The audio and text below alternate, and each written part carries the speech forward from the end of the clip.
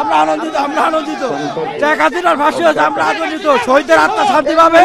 আমরা চাই ইন্ডিয়া থেকে এনে তাকে ফাঁসি কার্যকর করা হবে এবং বাংলাদেশ কলঙ্ক মুক্ত হয়েছে। শেখ হাসিনার ফাঁসি, বাংলাদেশ কলঙ্ক মুক্ত। এখন আমাদের দাবি অতি দ্রুত শেখ হাসিনাকে বাংলাদেশে এনে রায় কার্যকর করতে হবে। তিনি তো ভারতে আছেন, আমরা চাই শেখ হাসিনা অতি দ্রুত বাংলাদেশ এই অন্তর্বর্তীকালীন সরকারের মধ্য দিয়ে নির্বাচনের আগে, অবশ্যই ফেব্রুয়ারি মাসের নির্বাচনের আগে শেখ হাসিনাকে বাংলাদেশে নিয়ে আসতে হবে। অনেক ভালো লাগতেছে অ্যাকচুয়ালি, অনেক টেস্টি অ্যাকচুয়ালি মিষ্টিটা। আর যে খবরটা শুনতেছি সেই খবরটা অ্যাকচুয়ালি অনেক বেশি সুদিং। আমাদের গত বছরের 1 মাসের যে একটা মানে হেক্টিক এতগুলো মানুষের প্রাণ সবকিছু যে গেছে, সেটার পরে নাও যে ফিলিংসটা আসলে আনএক্সপ্লেইনেবল। এটা এই মনোভাবটা এক্সপ্লেইন করার মতোই যাচ্ছে। অবশ্যই দ্রুত বাস্তবায়ন করা উচিত এবং এখন দেখতে চাচ্ছি যে ভারতের এই বিষয়ে ভারতের অপিনিয়ন কি এবং ওদের মনোভাবটা কি, সেটাও দেখতে চাচ্ছি।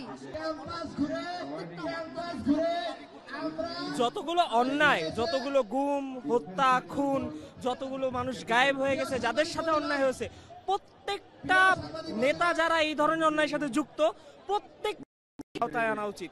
শুধুমাত্র একজন নেত্রী একটা সিস্টেমের মধ্যে একমাত্র প্রবলেম ছিল না, এই নেত্রীর যত হাত ছিল। ডিজাইন, এলিগেন্স, বিউটি, সেরা পণ্য সবার জন্য জেভিকো। পুরোটা দেশে যেভাবে তারা মানে রাহাজানি ছড়াইছে মানুষের প্রতি, একটি গণঅভ্যুত্থান একদিনে তৈরি হয় নাই, একজন মানুষের কষ্টে তৈরি হয় নাই। আজকে ফাঁসির আদেশ হইতেছে, এইখানে মন শান্তি লাগতেছে। আমি চোখের সামনে মানুষকে মারা যাইতে দেখছি, আমার বন্ধু মারা গেছে, আমি চোখের সামনে দেখছি। আমি কখনো এই দেশে বাংলাদেশ 2.0-তে কখনো শান্তিতে নিঃশ্বাস নিতে পারি নাই, আমি চোখের সামনে মানুষ মারা যাইতে দেখছি। আমরা চাচ্ছি এর বাস্তবায়ন পৃথিবীর যেই প্রান্তে থাক, আমরা সবাই জানি সেখান থেকে যেহেতু বিচার হয়েছে, রায় হয়েছে, এই রায় যথাযথভাবে যত দ্রুত সম্ভব বাস্তবায়ন করা হোক। ভাই 17 বছরে যে অন্যায়, জুলুম, অত্যাচার করেছে, আমরা এর বিচার পেয়েছি, কিন্তু আমরা সন্তুষ্ট নই। কেন সন্তুষ্ট নই? এখন মধ্যে কোনো কার্যকরী হয়নি। কার্যকরী যখন হবে তখন আমরা সন্তুষ্ট হব, তবে কার্যকরী না হওয়া পর্যন্ত আমরা মাঠে আছি, মাঠে থাকবো ইনশাআল্লাহ। হাসিনা দীর্ঘ 16 বছর 17 বছর যাবত যেই ধরনের অপকর্ম সংগঠন করেছে, এই বাংলাদেশে বছরের পর বছর ধরে সে কোনো ধরনের বিচারহীন ভাবে গণহত্যা চালিয়েছে। আমরা দেখেছি 2009 সালে বিডিআর হত্যাকাণ্ড, 2013 সালে শাপলা হত্যাকাণ্ড এবং পরবর্তীতে জুলাই আগস্টের এই দীর্ঘ গণঅভ্যুত্থানে হাজার হাজার আমার ভাই বোনকে শহীদ করেছে।